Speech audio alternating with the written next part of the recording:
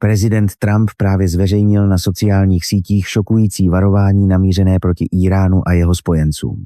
Pokud Írán udělá cokoliv, co by narušilo tok ropy Hormuzským průlivem, bude čelit útoku ze strany Spojených států amerických, který bude 20krát silnější než cokoliv, co dosud zažili. Šokující je, že Trump bez obalu prohlásil, že se jedná o dárek od Spojených států amerických pro Čínu a všechny země, které jsou na Hormuzském průlivu závislé. Tento ohnivý a rozzuřený vzkaz prezidenta Donalda J. Trumpa není jen tvrdým varováním pro Teherán, ale také přímým úderem proti skrytému impériu levné energie Pekingu. Tato konfrontace ve skutečnosti tiše začala již 24. května 2026. Hned po naléhavém jednání mezi velitelem amerického centrálního velitelství CENTCOM a izraelskými generály. 16 čínských vojenských transportních letadel okamžitě přistálo v Íránu. Tyto nepřetržité dodávky materiálu a vybavení nejsou pouhou diplomatickou podporou, ale aktem přežití ze strany Pekingu. Čína si dobře uvědomuje, že pokud Írán padne, začne vysychat i krevní oběh druhé největší ekonomiky světa. Tato závislost pramení z drsné reality. Jako dílna světa s největší energetickou žízní na planetě spotřebuje Čína více než 3 milionů barelů ropy denně, ale trpí vážným nedostatkem vlastních těžebních ložisek. Pro provoz svého obrovského průmyslového stroje je nucena dovážet až 74% spotřebované ropy.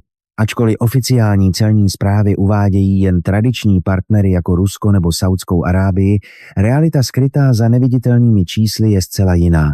Údaje ze sledování námořní dopravy odhalují, že Írán a Venezuela, dvě země pod nejpřísnějšími sankcemi, ve skutečnosti představují až 17% celkového čínského dovozu ropy. Prostřednictvím sofistikované sítě tankerů, které mění vlajky, překládají náklad na otevřeném moři a falšují původ, tyto fantomové barely tiše živí rafinerie na pevninské Číně. Právě tato neprůhledná skulina vytvořila existenční pouto, které svazuje ekonomický osud Číny s přežitím Teheránu v geopolitické šachové partii, kde cenou za chybu může být oheň a zloba, jak varuje Bílý dům. Takzvané teapots, malé soukromé rafinerie, zachraňují íránskou ekonomiku. Od roku 2018 strategie maximálního tlaku Washingtonu vytlačila Írán a Venezuelu z oficiálního obchodního systému. Aby tyto dvě země přežily, byly nuceny snížit cenu své ropy, aby přilákali kupce ochotné podstoupit právní rizika, čímž vznikl obrovský podzemní trh s energií mimo mezinárodní kontrolu. Překážky pro iránskou a venezuelskou ropu však nejsou jen politické, ale i chemické. Většina ropy z těchto zemí je těžká ropa s vysokým obsahem síry, která vyžaduje složitější a nákladnější proces rafinace ve srovnání s lehkou ropou ze Saudské Arábie, která dominuje díky nízkým nákladům na těžbu a snadné výrobě benzínu a paliv. Dříve i velcí zákazníci jako Čína dováželi tuto těžkou ropu jen v omezeném množství pro míchání za účelem optimalizace nákladů. Zlom nastal po roce 2022, kdy sankce obklíčily i Rusko. Byl nastolen nový ropný řád. Odmítané barely ropy s extrémně vysokými slevami zcela změnily ekonomickou kalkulaci Pekingu. Místo upřednostňování kvality a snadné rafinace od tradičních partnerů se Čína rozhodla přesunout celou energetickou rovnováhu k levným zdrojům a proměnila technické výzvy v obrovskou ziskovou výhodu pro svůj průmyslový stroj. Když v roce 2022 vypukla válka mezi Ruskem a Ukrajinou, tento geopolitický šok nejenže změnil vojenskou rovnováhu v Evropě, ale způsobil i zemětřesení na globálním energetickém trhu. Západ rychle zavedl řadu sankcí proti Rusku, což narušilo mezinárodní toky ropy. Cena ropy Brent prudce vzrostla a v jednu chvíli překročila $120 za barel, což vyhnalo globální inflaci na nebezpečně vysokou úroveň. Důsledky se rozšířily po celém světě. Srí Lanka se v červenci 2022 propadla do vážné energetické krize, kdy došly zásoby paliva, doprava téměř skolabovala a několikahodinové výpadky proudu se staly pro obyvatele drsnou realitou. Pákistán se také ocitl ve spirále krize. S rostoucími cenami energií se pákistánská rupie propadla z přibližně 170 rupí za dolar na téměř 305 rupí za dolar v roce 2023, než se znovu stabilizovala. V tomto ponurém obraze však Rusko, Írán a Venezuela našli vzácnou příležitost. S prudkým růstem světových cen ropy se i sankcionované barely staly atraktivními díky výrazným slevám. Tento zdroj ropy se stal mimořádně lákavým zbožím pro zákazníky ochotné podstoupit riziko. Největší překážka spočívala v dopravě a platbách. Sankcionované tankery neměly přístup k mezinárodnímu pojišťovacímu systému. Mnoho lodí bylo zařazeno na černé listiny a platební transakce byly přísně omezeny západním finančním systémem. Za těchto okolností se začala rychle rozšiřovat tajná obchodní síť. Ropa byla překládána z lodi na loď uprostřed oceánu, aby se zakryly stopy původu.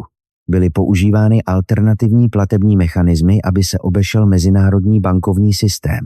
Objevily se zprostředkovatelské společnosti, které transakce skrývaly, a mnoho zásilek mělo před dovozem do přístavu změněnou zemi původu.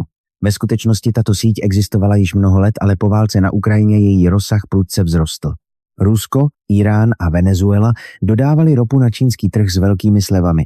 Do roku 2024 mohla sankcionovaná ropa tvořit více než 20% celkového dovozu ropy do Číny, z čehož přibližně 1,44 milionu barelů denně pocházelo z Iránu a asi 268 000 barelů z Venezuely.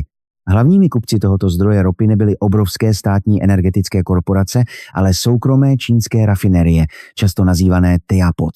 Většina těchto rafinérií se soustředí v provincii Shantung a funguje mimo přímý systém gigantů jako Sinopec nebo Petrošina.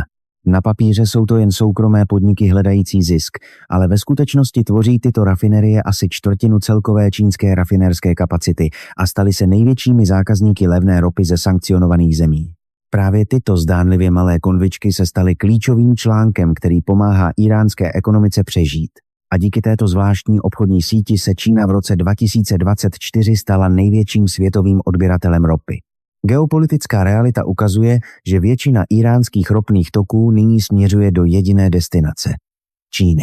Údaje ze sledování lodní dopravy potvrzují, že Peking absorbuje více než 80% vývozu íránské ropy po moři, čímž se tato východoasijská země stala téměř výhradním zákazníkem.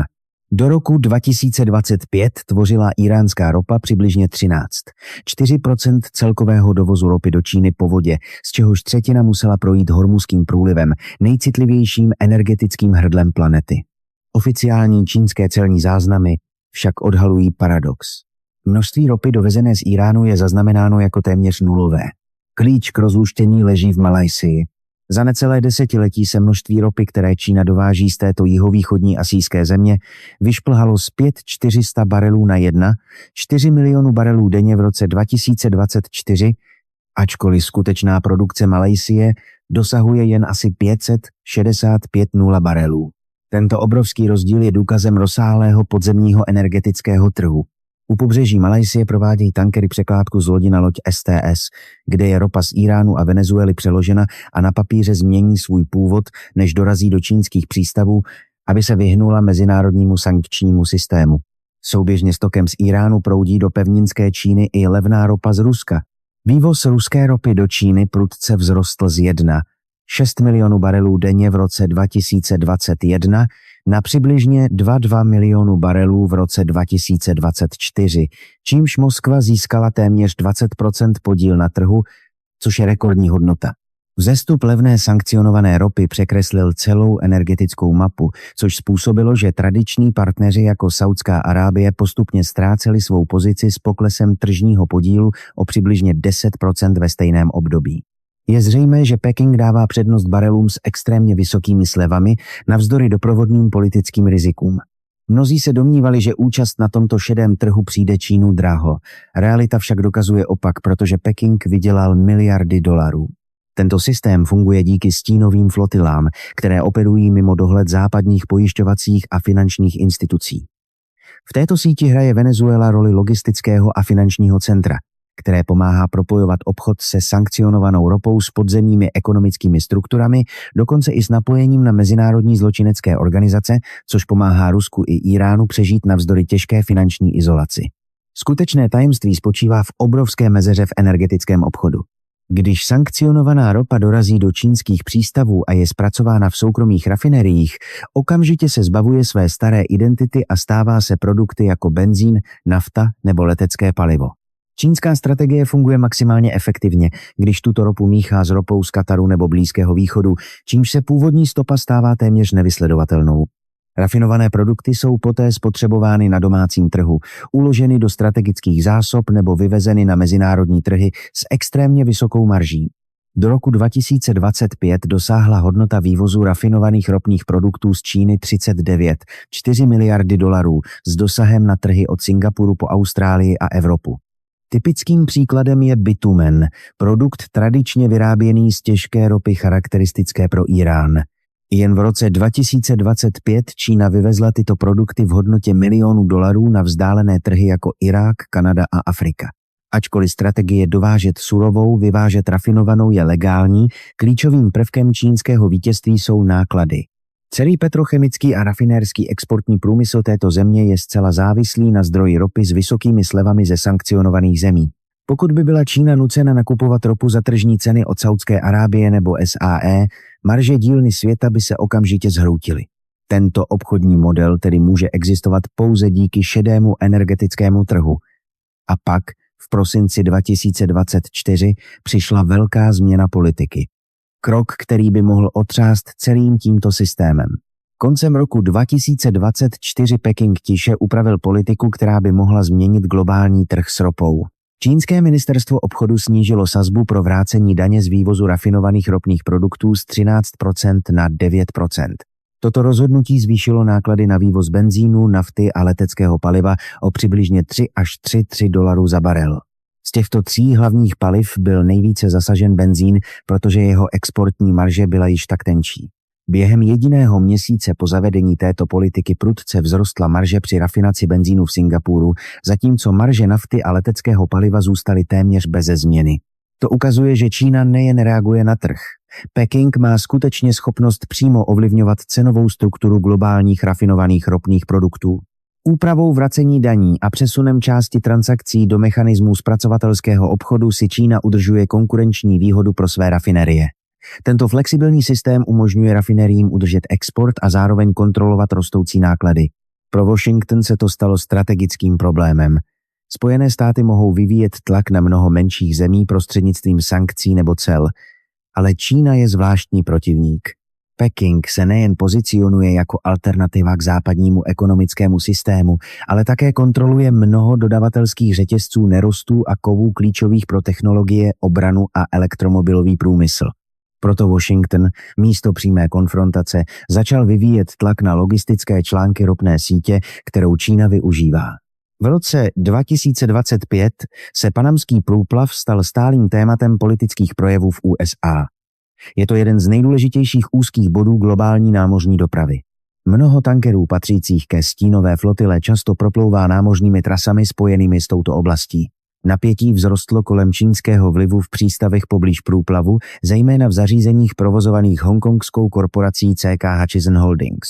Začátkem roku 2026 se panamská vláda rozhodla ukončit provozní práva k těmto přístavům z interních právních důvodů. Na povrchu to bylo jen administrativní rozhodnutí, ale na geopolitické šachovnici to vyslalo jasný signál. Logistické trasy podporující síť sankcionované ropy jsou sledovány a utahovány. Současně s tím USA také posílili vymáhání sankcí na venezuelskou ropu, bezpečnostní složky rozšířily námořní dohled v Karibiku a zaměřili se na tankery podezřelé z obcházení sankcí.